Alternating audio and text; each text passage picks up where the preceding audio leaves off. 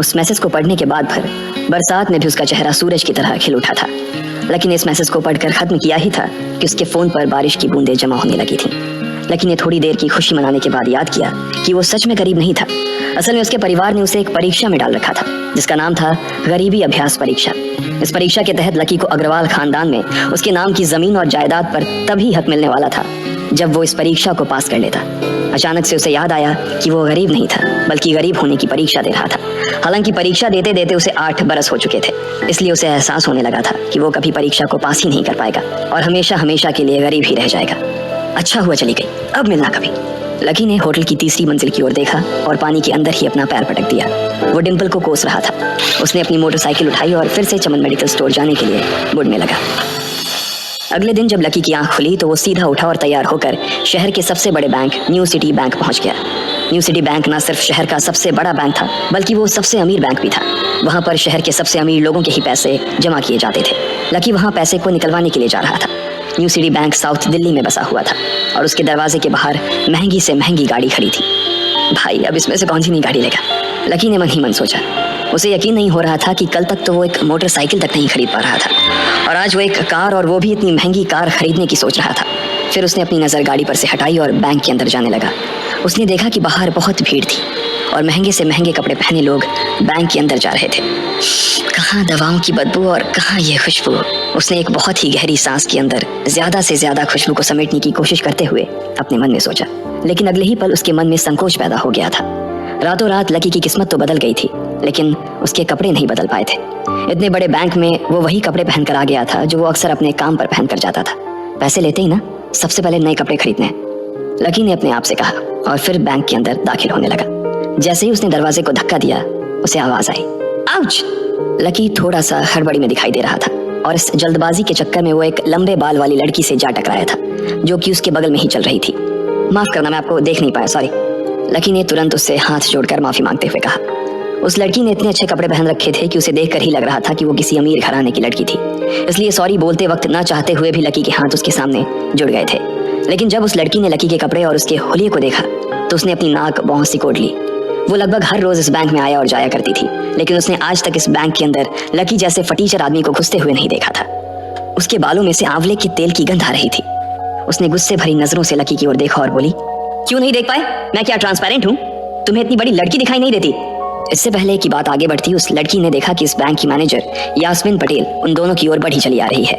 उसने भी लकी को देखकर वैसे ही शक्ल बनाई थी जैसी शक्ल उस लंबी लड़की ने बनाई थी। I am so sorry miss, आपको कहीं लगी तो नहीं? यास्मीन ने उस लड़की से पूछा और फिर घिन्न भरी नजरों से लकी की ओर देखने लगी। लकी तमतमाती आंखों से उन दोनों को देखा जा रहा था। वो जानता था कि उसने इतनी जोर से भी दरवाजा नहीं खोला कि उसे चोट लग जाए, लेकिन असल में उसे यह मालूम नहीं था कि वो लोग उसे नहीं बल्कि उसके कपड़े को देख रहे थे। यास्मीन ने लकी को ऊपर से नीचे तक देखा और ना जाने उसके मन में क्यों शक पैदा हो गया। क्या आप मुझे बता सकते हैं कि आप यहाँ पर किस काम से आए हैं? यास्मीन ने बड़ी मुश्किल से अपने चेहरे पर एक मुस्कान लाते हुए कहा। वो उसका हुलिया देखकर ही समझ गई थी कि वो यहाँ का कस्टमर तो नहीं था। लकी ने अपने आप को संभाला और कहा, हाँ वो मैं अपना पैसा निकलवाने के लिए आया था। पैसे निकलवाने के लिए आए हो? यास्मीन ने लकी की बात को ही दोहराते हुए कहा। वैसे तो वो लकी की बात पर जोर से हंसना चाहती थी लेकिन उसने अपने आप को थोड़ा सा काबू में कर लिया था। लकी की बात सुनकर उसे लग रहा था कि वो कोई पागल था जो यहाँ जबरदस्ती घुसा चला आ रहा था। हाँ तो क्या आपके पास कार्ड है? यास्मीन ने उससे आगे पूछा। न्यू सिटी बैंक का कार्ड हासिल करना एक बहुत ही मुश्किल भरा काम था। अगर किसी को भी उस बैंक का कार्ड लेना था तो सबसे पहले उस आदमी को अपने खाते में कम से कम 5 लाख रुपए जमा करवा कर रखने पड़ते थे, तब जाकर उसे कहीं कार्ड मिलता था। लेकिन लकी तो पहली बार ही यहाँ आ रहा था, इसलिए उसके पास कार्ड होने की कोई संभावना ही नहीं थी। लकी जब यास्मीन के सवाल का जवाब नहीं दे पाया तो यास्मीन ने फिर उससे पूछा, मैं पूछ रही हूँ कि आपके पास कार्ड है? वो समझ गई थी कि लकी पागल ही था जो कहीं से भागकर सीधा उनके बैंक में आ गया था। कार्ड नहीं मेरे पास। लकी ने उसके सवाल का जवाब दिया और वो फिर इधर उधर देखने लगा। जैसे ही उस लंबे बालों वाली लड़की ने लकी का जवाब सुना तो वो खिलखिलाकर हंस पड़ी। यास्मीन को तो सिर्फ लग रहा था कि वो पागल है, लेकिन वो लड़की तो अपने मन में मान चुकी थी कि यह लड़का कोई पागल ही है जो कहीं झोपड़ पट्टी से यहाँ आ गया है। इससे पहले कि आगे कोई कुछ कह पाता उस लंबे बालों वाली लड़की के पिता वहां आ गए और बोले, चलो बेटी। उनके हाथों में कुछ कागजात थे। लकी ने देखा कि उन्होंने महंगा सा सूट पहन रखा था।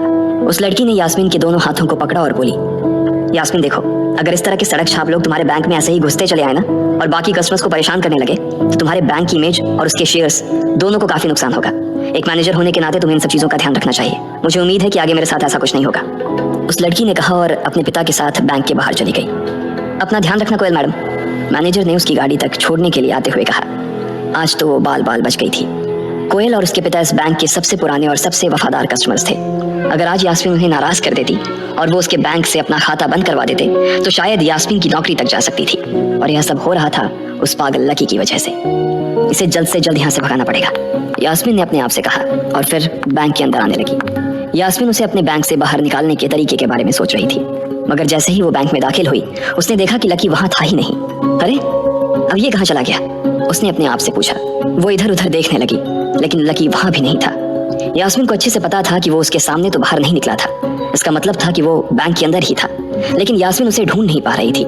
कुछ देर तक बैंक के सारे कोनों को देख लेने के बाद यास्मीन को लगा कि शायद लकी यहाँ बहुत ही असहज महसूस कर रहा होगा, और जब वो कोयल को दरवाजे पर छोड़ने के लिए आई तब उसके पीछे पीछे वो भी निकल गया होगा। चलो जान बची, यास्मीन ने अपने आप से कहा और अपने केबिन में आकर बैठ गई। जैसे ही उसने आज के दिन की पहली फाइल उठाई थी उसे किसी एक की झलक दिखी। ये कोई और नहीं बल्कि लकी ही था। अरे ये कहाँ छिपा हुआ था, यास्मीन ने अपने आप से ही कहा और तुरंत फाइल को टेबल पर रखकर वो ऑफिस के बाहर आ गई। उसने देखा कि लकी बैंक के VIP लॉन्च के बाहर खड़ा था और उसके खंबे की आड़ की वजह से वो यास्मीन की नजर से बाहर हो गया था।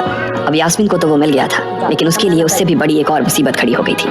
लकी जिस कमरे के बाहर अभी खड़ा था उस कमरे के अंदर शहर के सभी रईस लोगों का उठना बैठना था। बैंक के सिलसिले में या फिर किसी दूसरे काम के सिलसिले में वो सभी लोग यहीं आकर बात किया करते थे। उस कमरे के अंदर जो लोग बैठे थे उन सबके करोड़ों रुपए इस बैंक के खाते में जमा थे। अब अगर ऐसे में लकी वहां घुस जाता तो सब लोग मिलकर यास्मीन की गर्दन पर चढ़ जाते। रुको, जहां हो वहीं खड़े रहो, यास्मीन जोर से और साथ ही गुस्से से चिल्लाई। बाकी के लोग जो वहां खड़े थे वो यास्मीन की ये चीख सुनकर डर गए थे। कुछ लोगों को उसकी इतनी जोर से आवाज करने की वजह से गुस्सा भी आ गया था और यास्मीन सबसे मुस्कुराते हुए माफी मांगकर आगे बढ़ती जा रही थी। वो लकी को किसी भी तरह से उस कमरे में जाने से रोकना चाहती थी, लेकिन उससे पहले ही वो उस कमरे के अंदर दाखिल हो चुका था। अरे यार, ये आदमी है या गधा, यास्मीन ने अपना ही सिर पीटते हुए कहा और वो भी उस कमरे के दरवाजे की ओर बढ़ने लगी। उसने उस कमरे का दरवाजा खोलने की कोशिश की लेकिन वो अंदर से लॉक हो गया था।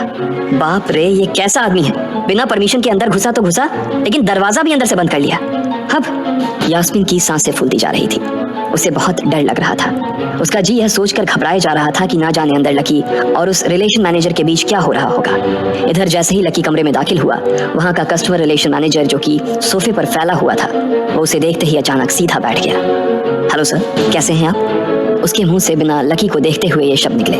उसे याद था कि इस कमरे में कुछ खास लोग ही आते थे और जो भी आते थे यास्मीन उनके आने की खबर उसे पहले ही दे देती थी, लेकिन इस वक्त जो आदमी उसके सामने खड़ा था उसे देखते ही वो अपनी जगह पर जम गया था।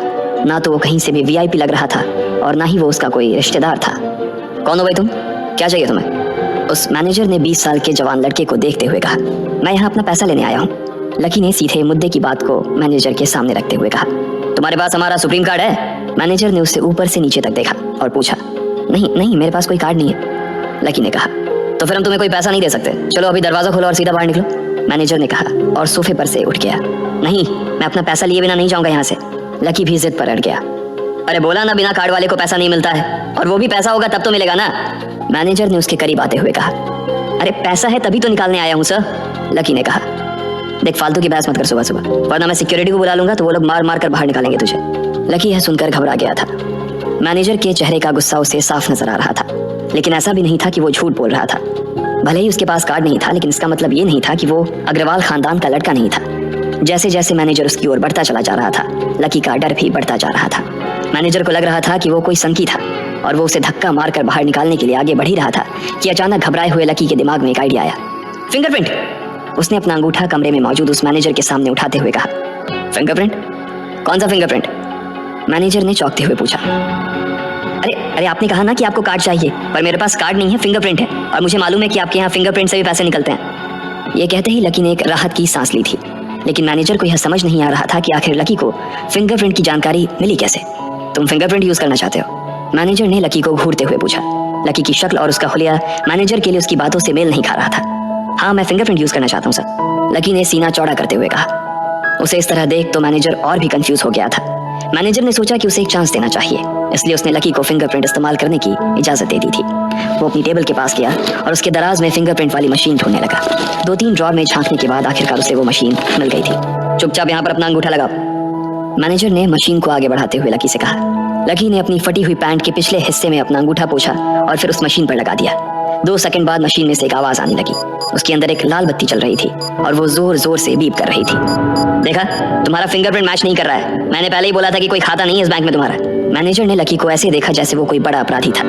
मैनेजर उसकी पैंट की ओर देखने लगा। उसे लग रहा था कि लकी ने अपनी जेब में कोई हथियार छुपा रखा था और वो मैनेजर को बेवकूफ बना रहा था। इससे पहले कि लकी अपनी जेब से कोई बंदूक या बम निकालता, मैनेजर ने अपना फोन निकाला और पुलिस का नंबर लगाने लगा। लकी ने उसकी स्क्रीन पर देख लिया था कि वो 100 नंबर पर फोन लगा रहा था। लकी बुरी तरह से घबरा गया था। वो बहुत ही उत्साह और जोश में अंदर तक तो चला गया था, लेकिन उसे मालूम नहीं था कि वो इतनी बड़ी मुसीबत में फंसने वाला है। अब आगे क्या होने वाला था? क्या लकी उसे पुलिस को बुलाने से रोक पाता? कहीं उसे कोई फेक मैसेज तो नहीं आया था? लकी कैसे इन मुसीबत से बाहर निकलेगा?